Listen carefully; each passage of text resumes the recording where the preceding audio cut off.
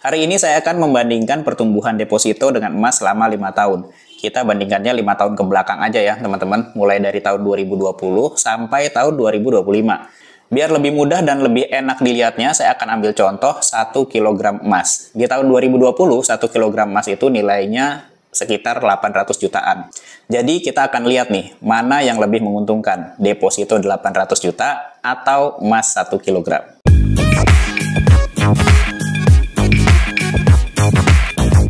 Dengan kondisi ekonomi yang makin gak menentu, inflasi ke depan bisa jadi akan semakin tinggi. Nabung uang aja itu sudah nggak cukup untuk bisa melindungi harta kekayaan kita.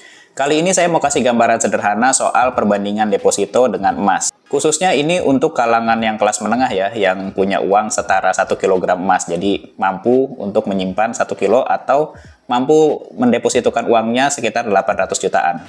Karena bukan apa-apa ya teman-teman, kalau sekarang kita nggak segera beralih ke emas, ekonomi itu udah semakin kacau, semakin menurun, dan sekarang juga banyak orang-orang yang terkena dampaknya ya. Bahkan kalangan kelas menengah aja udah ada beberapa yang turun ke satu level di bawahnya. Nah sekarang kita langsung aja ya teman-teman, gimana perhitungannya.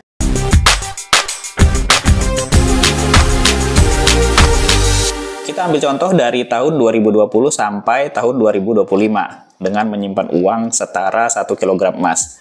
Kita akan coba mulai dari deposito dulu ya teman-teman. Tahun 2020 harga emas 1 kg, saya reminder lagi ya, kurang lebih di angka 800 juta. Jadi kita pakai angka awalan yang disimpan di 800 juta.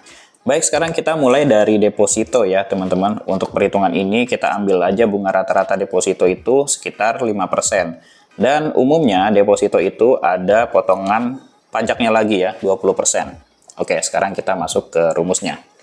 Bunga bersih sama dengan pokok dikali 1 ditambah R dikali 1 kurang P pangkat T.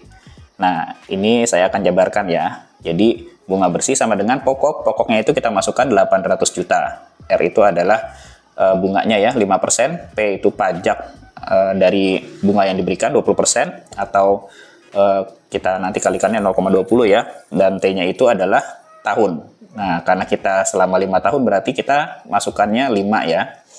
Jadi sekarang saldo akhirnya menjadi 800 juta dikali 1 ditambah 0,05 dikali 0,80 pangkat 5. Jadi sama dengan 800 juta dikali 1 ditambah 0,04 pangkat 5. Dan selanjutnya 800 juta dikali 1,2165 sama dengan hasilnya adalah 973.322.321 rupiah. Jadi keuntungan kita mendepositokan uang kita nih selama 5 tahun menjadi rumusnya gini ya, saldo awal dikurangi saldo akhir. Jadi total keuntungan bersih kita selama 5 tahun itu adalah 173.322.321 rupiah.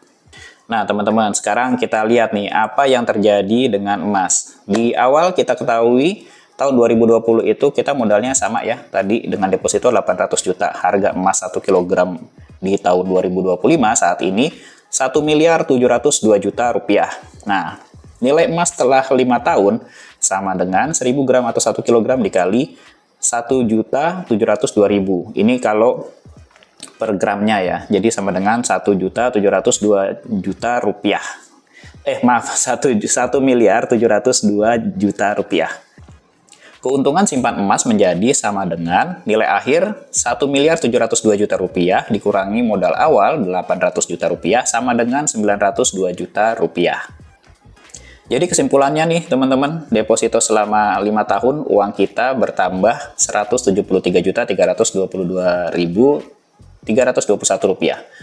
Jadi nilai totalnya 973.322.321 rupiah. Emas selama 5 tahun nilainya bertambah 902 juta rupiah. Jadi nilai totalnya menjadi 1.702 juta rupiah. Selisih bersihnya itu di antara keduanya adalah 728.677.679 rupiah. Gimana teman-teman? Besar banget ya selisihnya. Belum lagi kalau uang kertas itu akan termakan inflasi. Artinya kalau kita hitung lagi dengan rumus nilai uang setara saat ini, kalau kita di deposito ya makin kecil lagi uang kita.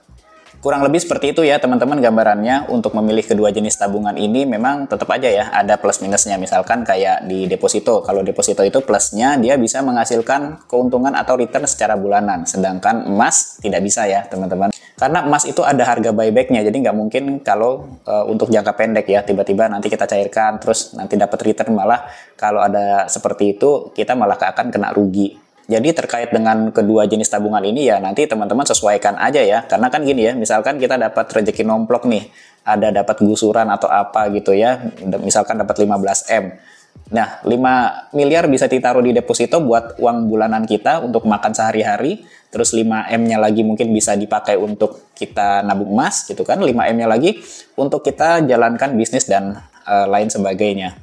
Enak banget ya teman-teman kalau punya rezeki nomplok kayak gitu, ya ngelolanya gampang, tinggal gitu aja. Baik teman-teman, sekian yang dapat saya sampaikan. Mudah-mudahan apa yang saya sampaikan ini bisa menjadi manfaat untuk teman-teman semua. Tunggu lagi konten menarik kita berikutnya hanya di channel Mofit Indonesia, tempatnya untuk cari ilmu.